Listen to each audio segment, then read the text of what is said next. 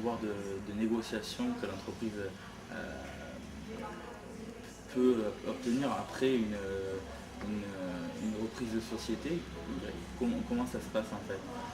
Quel est ce pouvoir? Est-ce qu'il est important? Est-ce qu'il pèse beaucoup Qu'est-ce que vous dans, appelez dans par les choix pouvoir de marché? stratégiques des Qu'est-ce que vous PME? appelez par pouvoir de marché? Eh ben, pouvoir de marché, ben, pouvoir par exemple sur les concurrents, pouvoir sur les fournisseurs, sur les consommateurs. Ah oui, C'est-à-dire, d'accord. Ben, si vous voulez, il y a deux cas d'école là.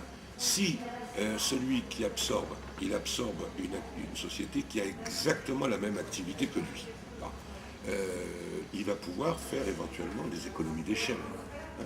Bon, parce qu'il n'a peut-être pas besoin de deux chefs machin, etc. Donc ça risque d'entraîner un petit peu de problèmes sociaux et de licenciements. Bon.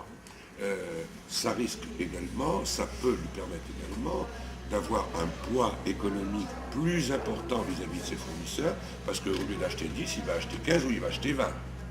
Ok. Alors, par contre, il peut très bien trouver dans la société qu'il a achetée un garçon au bureau d'études qu'il n'avait pas, lui, et qu'il a est très bien, et qui va lui servir pour l'ensemble de ces deux sociétés. Si vous voulez, chaque cas est un cas d'école. Hein.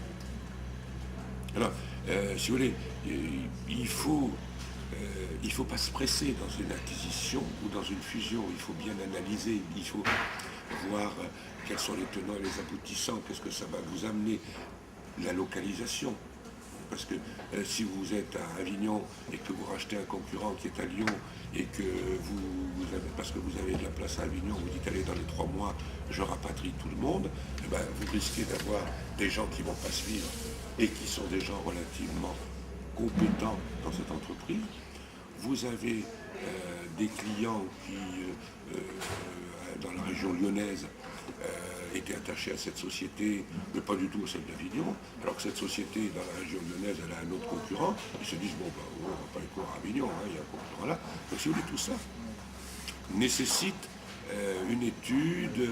Vous savez, Jacques me dira, nous, on a pour habitude de bien analyser et nos cédants et nos repreneurs, de voir au niveau des cédants quelles sont leurs possibilités, quelles sont leurs capacités, quelles sont leurs connaissances, quelles sont leurs capacités financières.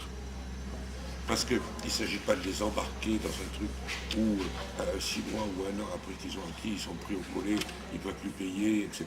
Donc il vaut mieux dire aux gens non, c'est pas voilà. On a un peu tendance à les choisir d'ailleurs. On est sur une affaire où on a 3 ou 4 repreneurs potentiels.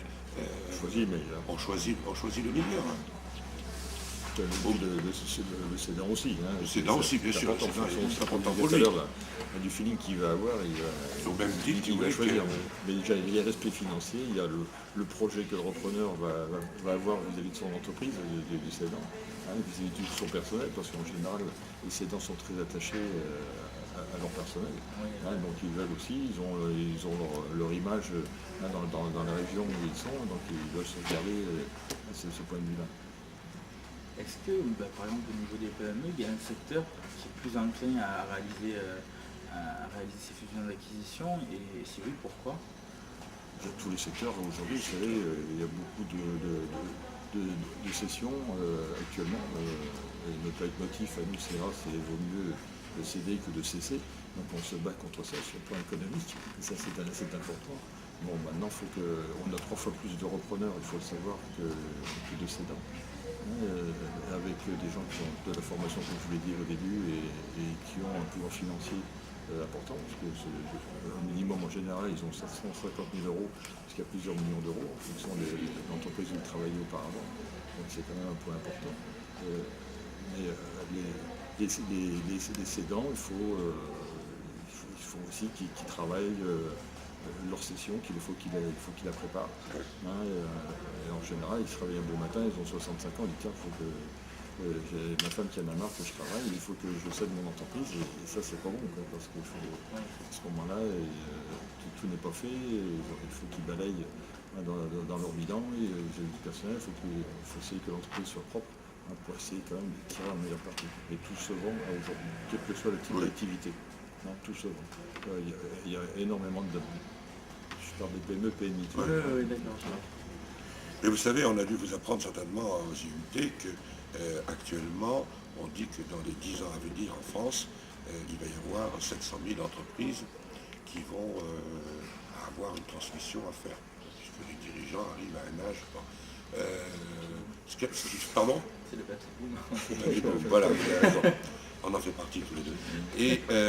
Et ça représente à peu près 6 à 7 000 entreprises par an. Or, il faut se dire que sur 6 à 7 000 entreprises par an, vous en avez à peu près 50% qui meurent de leur belle mort avec le dirigeant, parce que le dirigeant n'a pas préparé, n'a pas voulu le savoir, a ignoré la retraite, le savoir, machin, etc. Et puis, il arrive à un moment où il n'a plus la même pêche, le même âge, le même dynamisme, etc. Et l'entreprise périclite avec la forme du dirigeant, et elle meurt avec lui. Bon, après, vous avez 10 à 15% d'entreprises qui sont transmises familialement.